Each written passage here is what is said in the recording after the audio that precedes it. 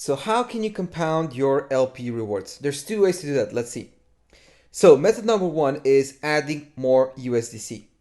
So you can there's actually a provide function that you can use once you're frozen. And this means that you continue adding USDC to the liquidity pool to match your DSD rewards.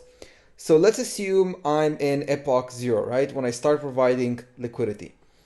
12 epochs later, let's assume I've been rewarded 1000 DSD and the price of DSD is $1.5. Now, after those 12 epochs, I become frozen again. So during those 12 epochs, the lockup, I've been fluid and now I'm frozen again. This button here will become available. So if you actually unlock it, it will say provide. If I have a matching sum of USDC, so let's say my rewards are 1000 DSD at $1.5 per DSD. So if I have 1500 USDC here, I can simply click provide and it will add both of them, the DSD and the USDC, to the liquidity pool. So you don't have to do anything else. And you will see your percentage here spike. And that's essentially compounding your liquidity rewards. And given the fact that the liquidity rewards are usually much higher than bond into the DAO, you can see a slope like this one here, but with an even higher exponential curve because the rewards are actually higher. So let's say this could be 1.15 or it can be 1.2. Now, bear in mind, this is slightly risky. One, it assumes that you have a lot of USDC to spare that you want to continue adding. And two, if the price of DSD is 1.5 or if the price of DSD is $2, then you're basically adding the USDC at that DSD value. So if DSD were to fall back to 50 cents or something like that, or back to $1, you will experience impermanent loss when you pull out your liquidity. So that's something to bear in mind.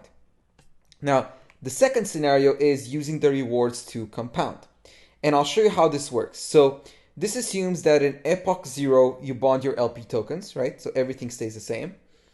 In epoch 12, you become frozen and you move the rewards that you've accrued so far to claimable. So essentially in epoch 12, I unbond my LP, the rewards, let's say the same 1000 DSD becomes claimable, and then I bond back my LP.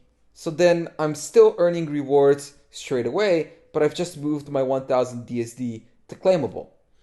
Now, what you do is you wait another 12 epochs, so this actually kicks in this whole process after 24 epochs when you're frozen again. But this time, the rewards that you previously had, right, that 1000 that was claimable, after another 12 epochs, you can actually claim because you're frozen again.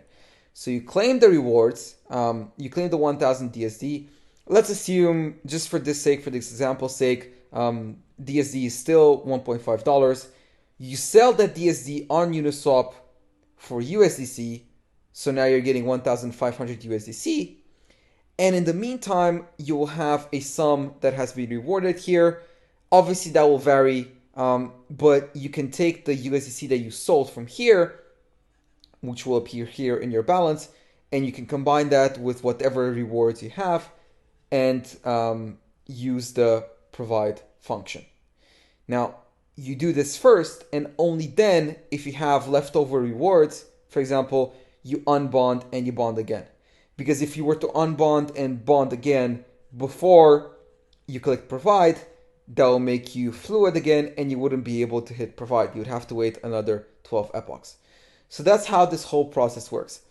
This is, I would say, slightly less risk, well, much more less risk, because you're basically sticking to your initial investment and you're only using the rewards that you've already gained. You're selling them for USDC and then you're using that USDC to provide.